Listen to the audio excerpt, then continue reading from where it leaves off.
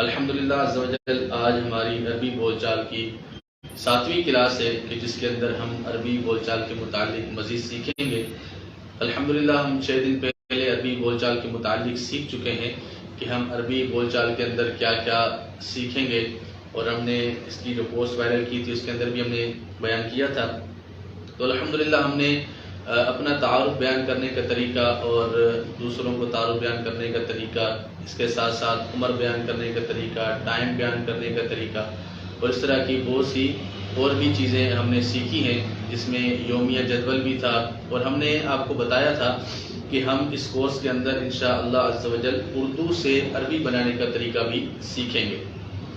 تو الحمدللہ عز و جل اردو سے عربی بنانے کا طریقہ بھی ہم آج سیکھنے کی کوشش کریں گے، اور آپ کو بتایا جائے گا کہ اردو سے عربی کیسے بنائی جاتی ہے۔ تو اس کا جو طریقہ کار ہے وہ انشاءاللہ عرض کر دیا جائے گا، اس کے مطابق آپ کوشش کیجئے گا کہ اسی کے متعلق ہی اسی طرح ہی اپنے اسکلز کو بڑھائیں اور اردو سے عربی بنانے کی کوشش کریں۔ سب سے پہلے آپ دیکھیں کہ آپ اپنی زبان کو کسی اور زبان میں کنورٹ کرتے ہیں، اس کو آپ ٹرانسلیٹ کرتے ہیں، تو اس کو ہم اردو میں کہتے ہیں ترجمہ کرنا۔ ترجمہ کرنے کے بہت سارے طریقے ہوتے ہیں، ترجمے کے بہت سارے اصول ہیں۔ ہم سرسری سی گفتگو کریں گے کہ ہم اردو سے عربی بنانے میں کیسے مہارت حاصل کر سکتے ہیں، اس کی جو بنیادی جو بیسکس ہیں وہ کیا ہیں۔ پہلے تو ہم اس بات کو سمجھ لیں کہ ترجمہ کہتے کیسے ہیں۔ اردو سے عربی بنانا ہو یا عربی سے اردو یا کسی بھی زبان کو کسی دوسری زبان کے اندر ہم نے کنورٹ کرنا ہو، ہم نے تبدیل کرنا ہو، تو اس کا طریقہ کار کیا ہوتا ہے۔ ترجمہ کی تعریف یعنی ایک زبان کو دوسری زبان میں تبدیل کرنا، ایک زبان کو دوسری زبان میں تبدیل کرنا، یا ایک زبان کو کسی اور زبان میں بیان کرنا، یا یوں کہیں کہ قائل کا اپنے مافی ضمیر کو اپنے لفظوں میں بیان کرنا، یعنی قائل کا اپنے مافی ضمیر کو اپنے ان لفظوں میں بیان کرنا ہے کہ جس زبان کے اندر وہ ترجمہ کرنا چاہ رہا ہے۔ اس کی بنیادی جو اقسام بیان کی جاتی ہیں وہ تقریباً 4 ہیں۔ ایک تو لفظی ترجمہ ہوتا ہے، ایک محاورتی ترجمہ ہوتا ہے، ایک مفہومی اور ایک تشریحی ترجمہ ہوتا ہے۔ تو ہمارے اندر جو لینگویج کے اندر ہم بات کریں، ہم اگر زبان سیکھنا چاہتے ہیں تو ہم اس زبان سیکھنے کے اندر کسی حد تک لفظی ترجمے کا بھی سہارا لیتے ہیں اور کسی حد تک محاورتی ترجمے کا بھی سہارا لیتے ہیں اور مفہومی اور تشریحی ترجمے کا بھی سہارا لیتے ہیں۔ لیکن بنیادی طور پر چونکہ زبان سیکھنے کے اندر جو ہم بیسک اور بنیادی گفتگو کرتے ہیں وہ یہ ہوتی ہے کہ آپ اپنے مافی ضمیر کو اچھے طریقے سے سامنے والے تک پہنچا سکیں۔ جیسے آپ اردو ہیں، آپ کے سامنے کوئی عربی شخص آ گیا، آپ چاہتے ہیں کہ اس کے ساتھ آپ بیان کریں، اس کے ساتھ آپ بات کریں، آپ اپنی کوئی چیز بیان کرنا چاہتے ہیں، تو وہ اسی ہی چیز کا انتظار کرے گا کہ یہ جو بولنے والا شخص ہے اپنے مافی ضمیر کو پہنچا پائے گا یا نہیں، یعنی وہ سمجھ بھی پائے گا سامنے والا آپ کی بات کو یا نہیں۔ تو اس کو سمجھانے کے لیے اگر آپ نے پھر وہی صرف و نحو اٹھائی، بلاغت منطق کو آپ نے استعمال شروع کر دیا، تو شاید آپ اپنے مافی ضمیر کو اچھے طریقے سے بیان نہ کر سکیں۔ تو اس سچویشن میں جو آپ کی ابتدا ہوگی، جو آپ کی بنیاد ہوگی، اس کے اندر آپ کو کیا کرنا ہوگا، اس میں آپ نے سرفہرست سب سے پہلے یہ کام کرنا ہوگا کہ آپ اپنے مافی ضمیر کو جب بیان کرنا چاہ رہے ہیں تو اس کو کس انداز سے بیان کرنا ہے اور کیا بیان کرنا ہے۔ ٹھیک ہے، اس کا طریقہ کار سب سے آسان اور بہترین طریقہ کار یہ ہے کہ آپ زبان کو تبدیل کرنے میں، ترجمہ کرنے میں جن چیزوں کو ملحوظ خاطر رکھیں گے وہ اپنا مافی ضمیر ہے۔ یعنی مثال کے طور پر مجھے کتاب چاہیے، اب یہ آپ کا مافی ضمیر ہے کہ آپ نے کسی سے کتاب کو طلب کرنا ہے، کتاب کو طلب کرنا ہے، تو وہ کیسے طلب کریں گے؟ تو یہ آپ عربی بنائیں گے اس کی، تو سب سے پہلے آپ دیکھیں گے کہ اس کے اندر کس چیز کا انتظار ہے، کس چیز کا مطالبہ ہے، کس چیز کا سوال کیا جا رہا ہے، تو یہ طلب کا معنی پایا جا رہا ہے۔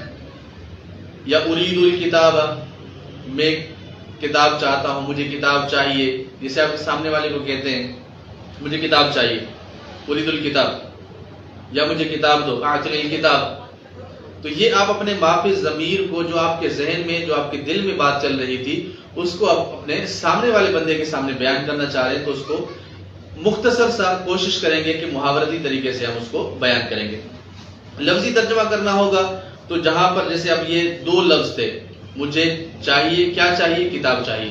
اب ایک فعل ایک مفعول ہے، ٹھیک ہے، فاعل کا معنی اس کے اندر موجود ہے فعل کے، تو یہاں پر لفظی ترجمہ ہم سمپل یہ کر رہے ہیں کہ مجھے چاہیے کتاب۔ لیکن اگر ہم اس کو دوسرے پیرائے میں لے کر جائیں گے تو یہ بھی لفظی ترجمہ ان معنوں میں نہیں ہوگا کہ جو آپ نے اپنا مافی ضمیر بیان کیا ہے اس کی ترتیب کچھ اور ہے، لفظی ترجمے کی ترتیب کچھ اور ہوتی ہے۔ جیسے لفظی ترجمے کی اگر ہم تعریف پر بات کریں تو اس کا عبارت کی اصل ترتیب کو پیش نظر رکھتے ہوئے ترکیب نحوی کا خیال رکھے بغیر لفظوں کا ترجمہ کرنا۔ اب آپ نے ترکیب نحوی کا بھی خیال نہیں کرنا، اور جس ترتیب سے عبارت لکھی گئی ہے اسی عبارت کو اسی طریقے سے ترجمہ کرتے چلے جائیں، تو آپ کا اس لفظوں کا ترجمہ کرنا جس میں نحوی ترکیب کا لحاظ آپ نے نہیں رکھا، جیسے زید کا غلام، تو ہم کیا کہتے ہیں؟ غلام زید کا، تو یہ لفظی ترکیب نحوی کے اعتبار سے ہوگی یا ترکیب نحوی کے اعتبار سے نہیں ہوگی، اس پر ہم کلام کر رہے ہیں کہ اصل عبارت کو آپ نے ترتیب کے ساتھ اس کا لفظ بلفظ ترجمہ کرنا ہے، اس میں ترکیب نحوی کا بالکل خیال نہیں رکھنا، ٹھیک ہے، اور صرف لفظوں کا ترجمہ کرنا ہے، تو یہ ہم اس کو کہیں گے لفظی ترجمہ، جس کو ہم لفظی ترجمہ بھی کہہ سکتے ہیں، حرفی ترجمہ بھی کر سکتے ہیں، یعنی حرف تو ان معنی میں ہے کہ ایک ایک حرف مل کر ایک لفظ بنتا ہے، تو ہم اس کو لفظی ترجمہ اگر کہیں تو یہ زیادہ مناسب رہے گا۔ یا تحت لفظ معنی جو بیان کرتے ہیں کہ اس لفظ کے تحت یہ معنی چھپا ہوا ہے، تو یہ تحت لفظ معنی بھی تحت لفظ ترجمہ بھی کہلاتا ہے۔ جیسے مثال کے طور پر ان الاستاذ یدرس الطلاب فی الصف، ان الاستاذ یدرس الطلاب فی الصف، اب اس کا ان کا معنی ہے بے شک، استاد کا معنی ہے استاد، یدرس کا معنی ہے وہ پڑھاتا ہے، اور طلاب کا معنی ہے طلباء کرام، اور فی کا معنی میں، صف کا معنی ہے کلاس، تو یوں جو ہے وہ اس کا لفظی ترجمہ ہوتا چلا جائے گا، اور ہم اس لفظی ترجمے کو اس انداز سے استعمال کرتے چلے جائیں گے۔ دوسرا ہوتا ہے ترکیب نحوی کا خیال رکھتے ہوئے، لفظی ترجمے کی پھر دو قسمیں ہو جائیں گی، ایک تو وہ ہو جائے گا کہ جس میں آپ نے اس کا خیال رکھنا ہے، ایک وہ ہوگا کہ جس کے اندر آپ نے اس کا خیال نہیں رکھنا۔ جب آپ اس کا خیال رکھیں گے تو ہم اس کو پھر دوسری ترکیب والا معنی شمار کریں گے، یعنی یہ ہوگا تو یہ بھی لفظی ترجمہ، لیکن لفظی ترجمے کی یہ دوسری قسم کہلائے گی کہ جس کے اندر ہم ترکیب نحوی کا بھی خیال رکھیں گے۔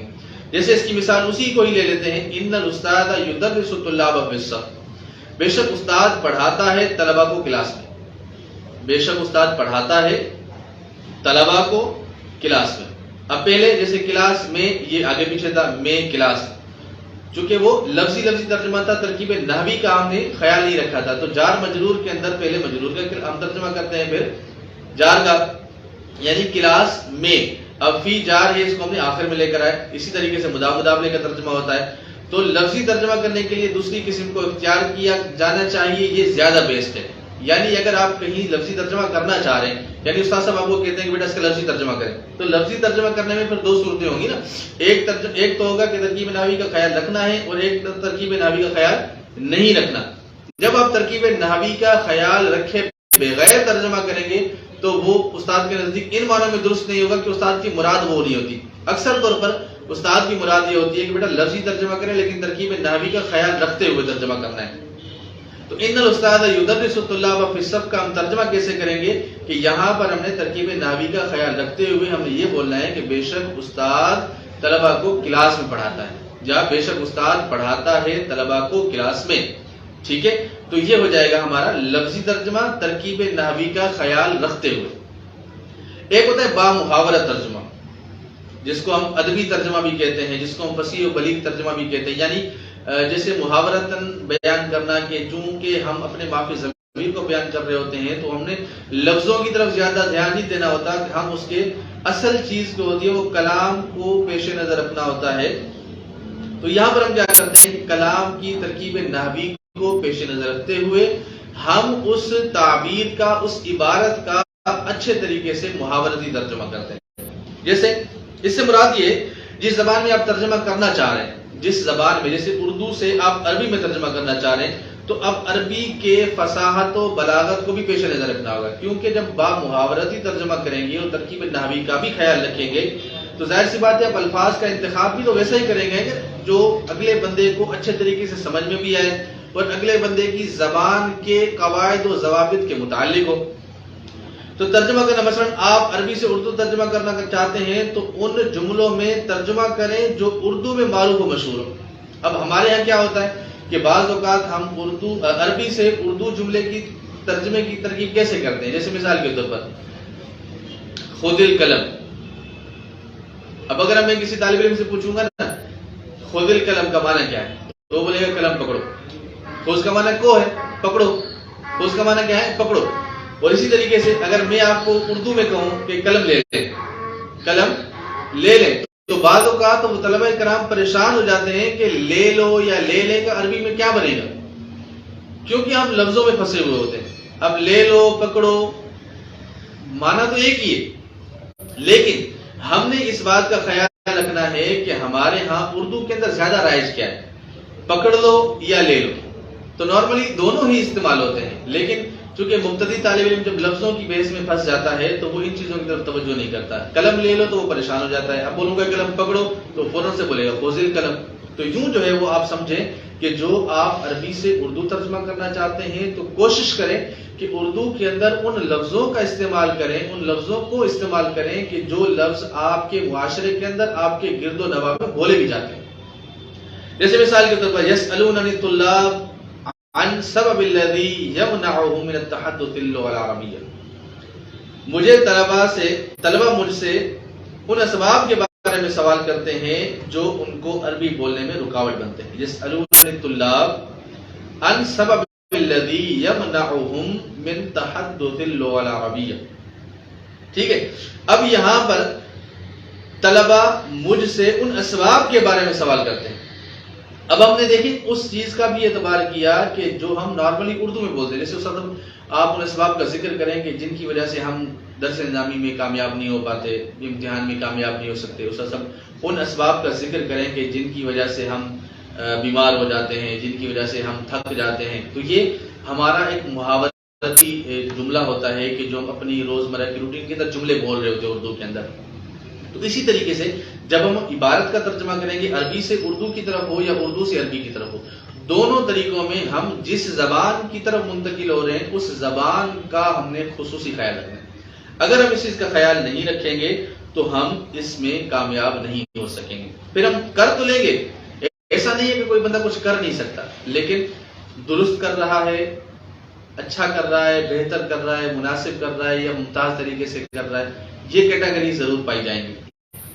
دوسری مثال دیکھ لیتے ہیں. لدینا ہدیۃ لک لن تستطیع تخمینتہ. ہمارے پاس تمہارے لیے ایک ایسا تحفہ ہے جس کا تم اندازہ ہی نہیں لگا سکتے. اب اگر ہم اس کا لفظی ترجمہ کریں، لدینا ہمارے پاس ہدیۃ ہدیہ ہے تمہارے لیے، تم ہرگز استطاعت نہیں رکھتے ہو تخمینے کی. اب اگر ہم اس انداز سے ترجمہ کر کے کسی کو بتا دیں تو کیا آپ سمجھتے ہیں کہ وہ سامنے والے پر وہ امپریشن پڑے گا کہ جو آپ اس کو سرپرائز دینا چاہ رہے ہیں، جو امپریشن آپ اس پر دیکھنا چاہ رہے ہیں وہ چیز آپ کو نظر نہیں آئے گی. جیسے اب آپ کسی کو سرپرائز دیتے ہیں، یا میرے پاس آپ کے لیے ایسی چیز ہے کہ جس کا آپ کو توقع ہی نہیں ہے، یعنی آپ اس کا اندازہ ہی نہیں لگا سکتے ہو، آپ کو آئیڈیا ہی نہیں ہے کہ میں آپ کے لیے کیا گفٹ لے کر آیا ہوں، میں آپ کے لیے کیا چیز لے کر آیا ہوں. تو یہ جو ایک جملہ ہم اپنی محاورتی زبان میں، اپنے محاورتی جملوں میں، یا اپنے معافی ضمیر کو اپنے لفظوں میں جو ہمارے اردو کے اندر معروف و مشہور ہیں ان کے اندر بیان کر کے سامنے والے کو امپریس کر سکتے ہیں، سامنے والے کے جذبات کو ہم دیکھ سکتے ہیں یا ان کے جذبات کو بڑھتا ہوا ہم دیکھ سکتے ہیں، وہ ہم لفظی ترجمے سے نہیں کر سکتے.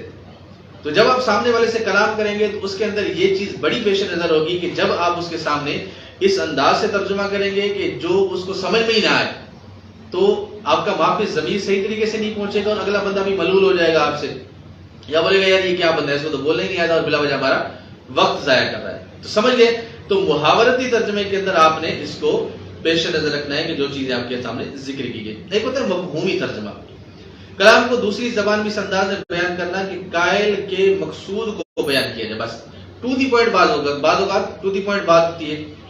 سابقہ مثال ہی کو لے لیں، اگر مفہومی ترجمہ کریں تو ترجمہ کیسے ہوگا؟ جیسے ہمارے پاس تمہارے لیے غیر متوقع تحفہ ہے، ہمارے لیے آپ کے پاس ایک غیر متوقع تحفہ ہے. اب اس کا ٹو دی پوائنٹ مفہوم بیان کر دیا کہ آپ نے کسی چیز کے بارے میں خبر دینی تھی.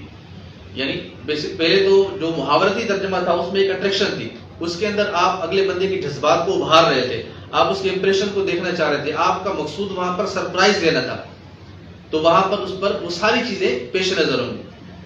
لیکن جب آپ ٹو دی پوائنٹ کسی چیز کی خبر دینا چاہتے ہیں کہ یار میرے پاس آپ کے لیے ایک غیر متوقع سا تحفہ ہے، ہمارے پاس آپ کے لیے غیر متوقع سا تحفہ ہے، تو یہ ایک سمپل سی کسی چیز کے بارے میں خبر دینا مقصود ہو گئی، جبکہ کلام کے اندر یہ مقصود نہیں ہوگا. تو یوں جو ہے وہ ان دونوں ترجموں کے اندر ہم فرق بھی بیان کر سکتے ہیں کہ لفظی ترجمے کے دونوں طریقے، جو ایک ترکیب نحوی کا خیال رکھتے بغیر اور ترکیب نحوی کا خیال رکھنے کے ساتھ ساتھ، دو چیزیں ہو گئی، لفظی ترجمہ، اور دوسرا تھا محاورتی ترجمہ، کہ محاورتی ترجمے کے اندر آپ اس انداز سے گفتگو کریں کہ اپنے مافی ضمیر کو اس مقاصد کے تحت بیان کریں کہ جو مقاصد آپ اپنے ذہن کے اندر لے کے جا رہے ہیں، جو آپ امپریشن سامنے والے پر ڈالنا چاہ رہے ہیں، جو آپ کا مقصود ہے وہ اچھے طریقے سے حاصل ہو رہا ہو. اس میں جو تیسرا تھا مفہومی ترجمہ، جو آپ ٹو دی پوائنٹ مقصود بیان کر دیتے ہیں، بس جو آپ نے کام کرنا ہے، جیسے کسی چیز کی خبر دینی تھی، آپ نے ٹو دی پوائنٹ بات کر کے مقصود کو آپ نے حاصل کر لیا. اس میں چوتھا ترجمہ ہوتا ہے تشریحی ترجمہ. اس میں ترجمہ کرنے والا اصل عبارت یعنی اصل کلام پر اپنی طرف سے کچھ اضافہ کر کے ترجمہ کر رہا ہوتا ہے. بعض اوقات ہوتا ہے کہ جیسے ہم مقدر لفظ نکال لیتے ہیں یا اس لفظ کی وضاحت کرتے ہوئے ہم اس چیز کو بیان کرتے ہیں، جیسے لدینا ہدیۃ لک شیء لن تستطیع تخمینۃ. کیا آپ کو پتا ہے کہ ہمارے پاس آپ کے لیے ایسا تحفہ ہے کہ جس کا تم اندازہ ہی نہیں لگا سکتے.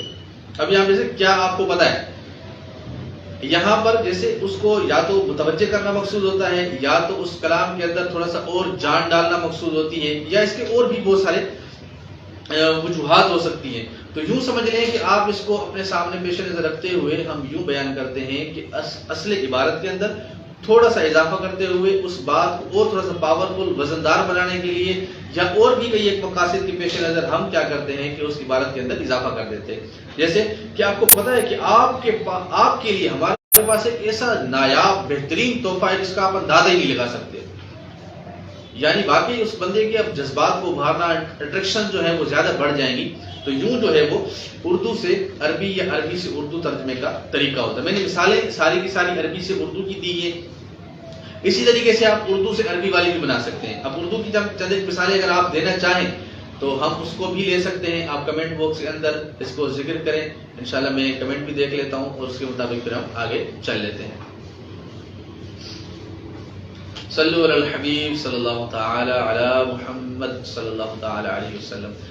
ماشاءاللہ کمنٹ ویسے بھی بہت آئے ہوئے ہیں. شوال ندیم بھائی بہت انتظار کروایا. اللہ پاک آپ کو برکت نصیب فرمائے. کچھ مصروفیات بڑھ جاتی ہیں. کل بھی میری نیت تھی کلاس کو کنٹینیو کرنے کا، لیکن کچھ مصروفیت. بہرحال ماشاءاللہ ولی خان نے لکھا ہے تاریخ میلادی الخامس من مایو ستۃ الفین سنۃ الفین والخمس. ماشاءاللہ انہوں نے تاریخ پیدائش کے متعلق 3 جملے بنا کر بھیجے ہیں. 21 من مایو سنۃ الفین و 21 زبردست. رابعۃ عشر من اگستس سنۃ 1947. یہ میں سمجھ نہیں پایا، شاید لکھنے میں غلطی ہوئی ہے. اچھا 1900 کو آپ نے لکھا ہے 19 ایسے نہیں ہوگا، 1900 1947. تو یہ جو ہے وہ تھوڑا سا آپ سے غلطی ہو گئی ہے، اس کو درست کیا جا سکتا ہے. یہ ہمارے سابقہ لیکچر میں سے ہیں. ماشاءاللہ اس طلباء کرام نے کمنٹ کر کے اپنا ہوم ورک گویا چیک کروایا ہے.